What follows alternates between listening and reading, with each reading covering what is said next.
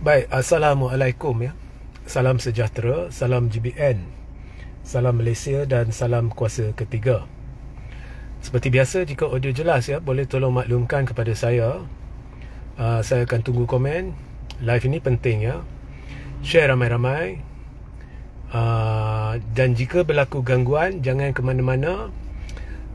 Tunggu ya, siaran akan bersambung sebab banyak gangguan di belah saya ya kebelakangan ini. Dan juga sertai Telegram saya, Regi JC Rita Udin. Saya dah pesan banyak kali ya, sertai Telegram saya.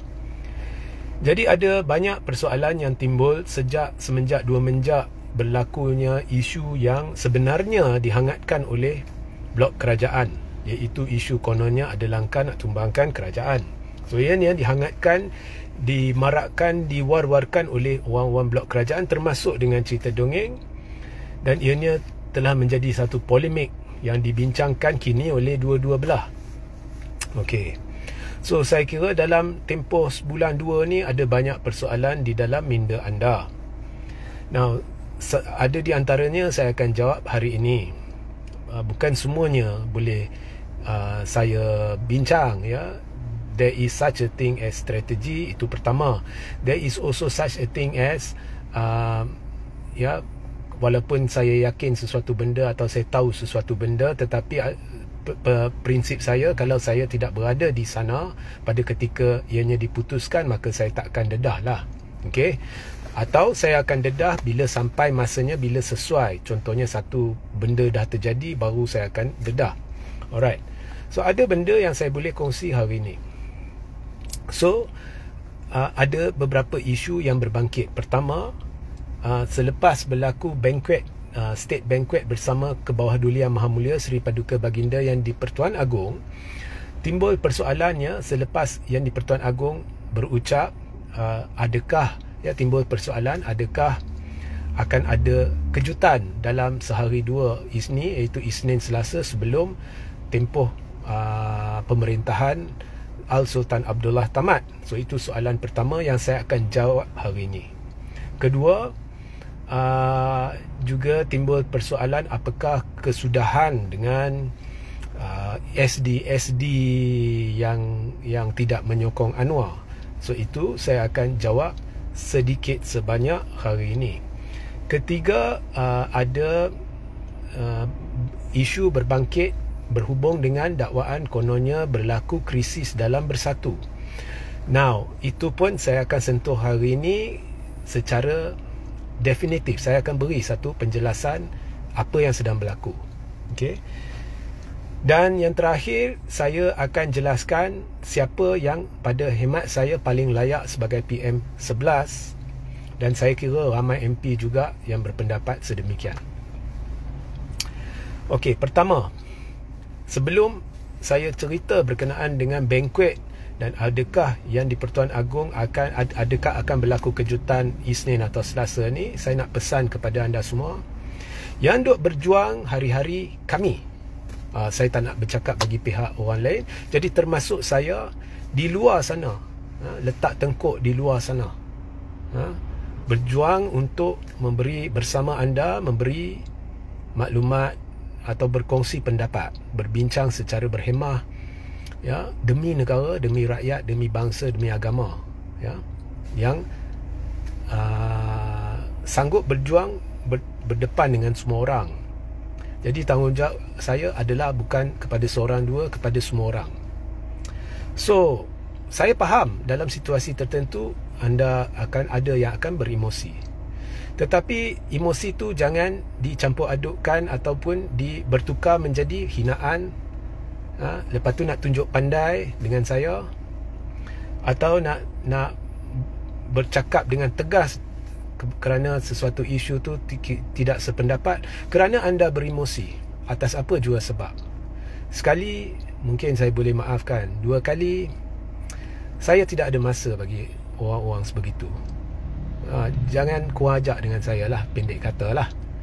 Sebab semua ada pendapat, tetapi jangan keterlaluan lah ya. Kalau anda rasa anda ada pendapat yang lebih bernas, yang perlu diikuti oleh semua, mulakan siaran anda ya, letak tengkuk di luar.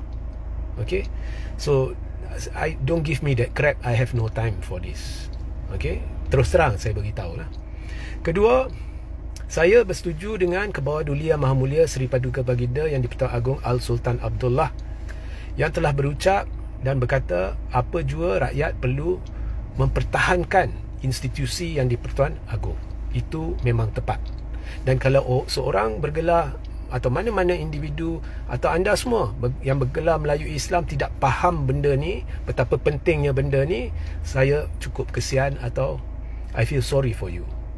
Okay, alright. Jika sesiapa merasakan diri mereka lebih hebat daripada yang di-Pertuan Agong, saya tak tahu nak kata apalah. Bila berlaku kecelaruan politik, yang di-Pertuan Agong akan kembali berpaut kepada perlembagaan persekutuan seperti mana yang telah dilakukan oleh Agong ini beberapa kali. Dan ini telah dilakukan oleh Seri Paduka Baginda selepas PRU 15. Apa yang dilakukannya tepat. Saya mengambil masa yang lama untuk sedar apa yang dia lakukan tepat. Saya dah jelaskan dari sudut perlembagaan. Apabila yang di-Pertuan Agong terima walaupun 115 SD menyokong Muhyiddin sekalipun, disebabkan yang di-Pertuan Agong telah mengalami insiden-insiden ketidakstabilan politik, maka Agong memberi peluang kepada pihak yang di sebelah untuk mendapatkan bukti majoriti. Jadi rakyat biasa yang tidak faham, dia membuat kesimpulan cetek sendiri, iaitu macam mana pula boleh ada majoriti lain? Kan dah ada 115 di sini, impossible boleh ada lain. Mereka tidak faham bahawa setiap MP ada hak untuk menyokong lebih daripada seorang sebagai PM. Dan saya berpendapat yang di-Pertuan Agong juga secara bijaksana ingin uji jika sebelah sana boleh berjaya dapatkan sokongan majoriti juga. Jika sana boleh dapatkan sokongan majoriti, itu menandakan sekiranya yang di-Pertuan Agong melantik Muhyiddin, ianya akan menjadi kerajaan yang lemah. So apabila peluang diberikan dan berlaku kucak-kacir sekejap, ada MP-MP UMNO yang sokong Muhyiddin, kemudian tiba-tiba ada mesyuarat mengatakan mereka nak duduk pembangkang, yang di-Pertuan Agong dah nampaklah akan berlaku ketidakstabilan.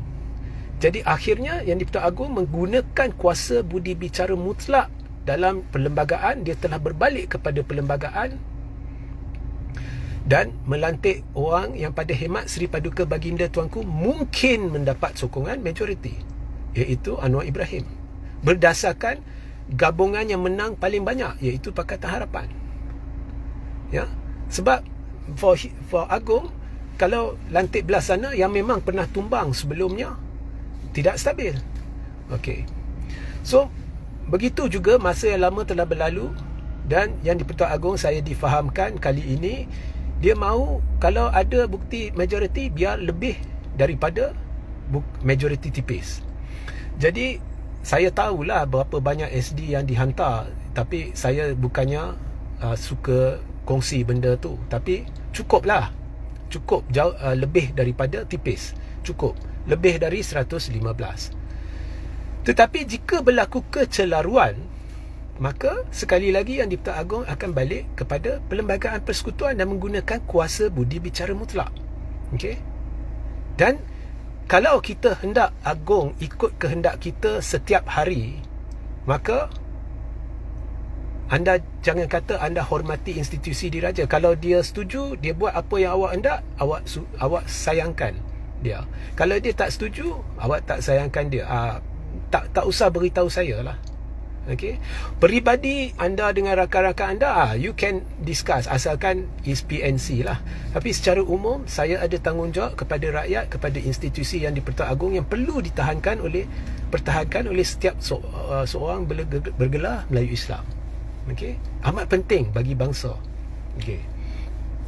So saya nak beritahu bahawa jangan harap akan ada satu kejutan Isnin atau Selasa ni.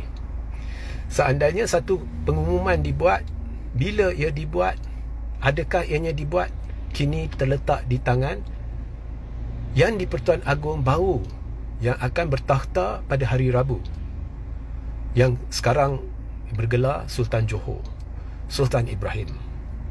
Alright. So memang semuanya dah selesai.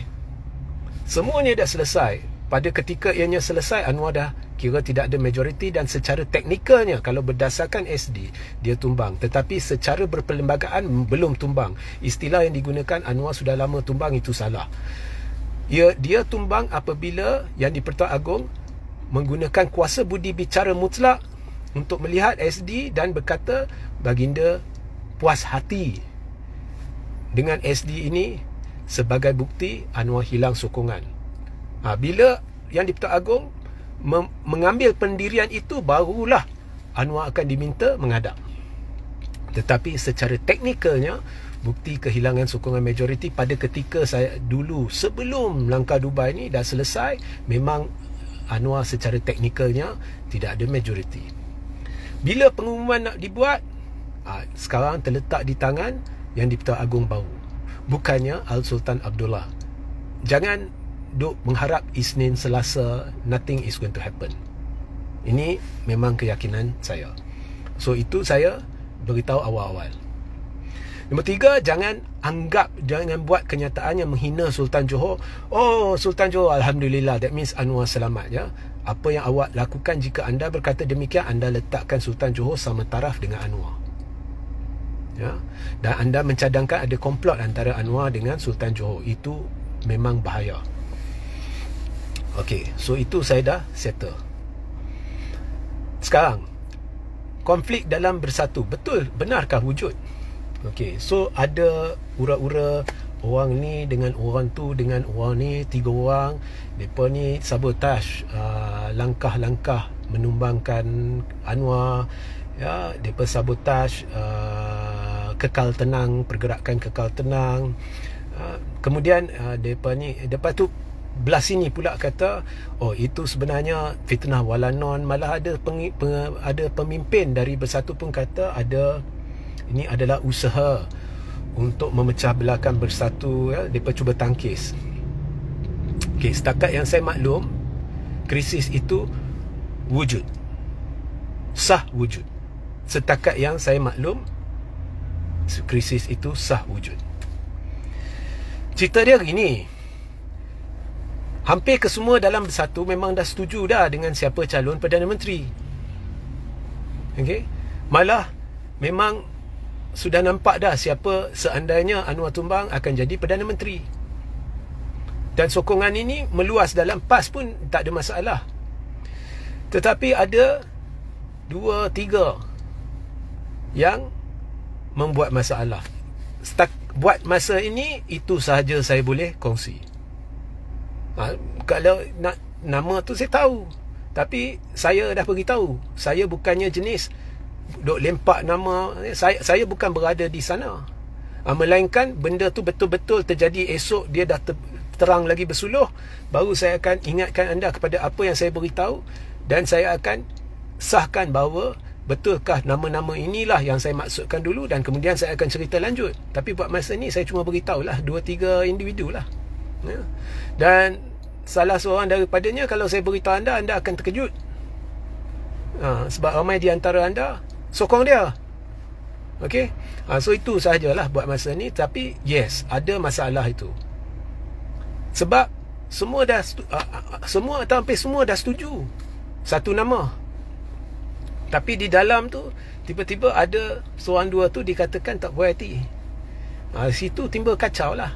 Dan itu ada kaitan jugalah dengan ura-ura MP nak pergi sokong Anwar, dan mungkin ada kaitan lah. Takat itu saja saya nak beritahu. Tapi yes, wujud isu membabitkan 2-3 individu. Itu je saya boleh kongsi. So ini adalah kecelaruan. Bila berlaku kecelaruan, ianya akan memanjangkan lagi masa keputusan dibuat. So itulah punca sebenar masalah yang berbangkit. Bukan seperti yang diceritakan oleh setengah pihak. UMNO tak setuju siapa PM, Sarawak tak setuju, Perikatan tak setuju. No, masalahnya dalam Bersatu. Even not between Perikatan, PAS versus Bersatu, no. Sebenarnya dah ada persetujuan siapa calon, dah ada persetujuan. Tapi ada ya 2-3 ni tak puas hati. Itu setakat itu je saya nak kongsi. Itu je. Ya. So ini bukannya UMNO tak setuju, Bersatu setuju, ni I don't know where that is coming from. Ya. Dan yang kata calon UMNO dah ada Tok Mat tu semua tak betul. Tok Mat no. Okay. Yang melengahkan, melambatkan keputusan adalah inilah. So semestinya Agong akan berbalik kepada Perlembagaan Persekutuan bila berlaku kecelaruan. So, sebab itu saya kata, seandainya ada keputusan, ianya kini akan tertakluk kepada Yang di-Pertuan Agong baru. Mungkin Yang di-Pertuan Agong baru akan buat keputusan, atau mungkin dia akan minta buat di Parlimen. Ya? Semuanya Yang di-Pertuan Agong baru. Terakhir sekali, siapa yang saya rasa paling layak ikut zaman? Dalam Islam ni kita ikut zaman. Yang paling layak sesuai pada hemat saya menjadi PM11. Dan saya yakin ramai di dalam perikatan akan setuju. Ramai. Okay. Nah, sebelum saya beritahu nama dia, saya nak beritahu sesiapa sahaja jadi PM, asalkan bukan Zahid, bukan Anwar, dan bukan Kem Zahid atau Kem Anwar, dan bukan DAP. Sesiapa saja jadi PM akan dapat sokongan padu dari saya. Tidak kiralah Muhyiddin ke Dr. Sam ke, siapa sahaja akan dapat sokongan padu dari saya.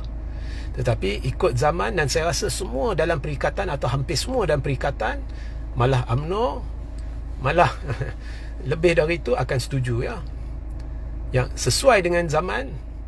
Dan saya percaya akan dapat sokongan juga Tun Mahathir adalah Datuk Seri Hamzah Zainuddin sebagai PM11. Saya secara peribadi rasa dialah calon paling sesuai.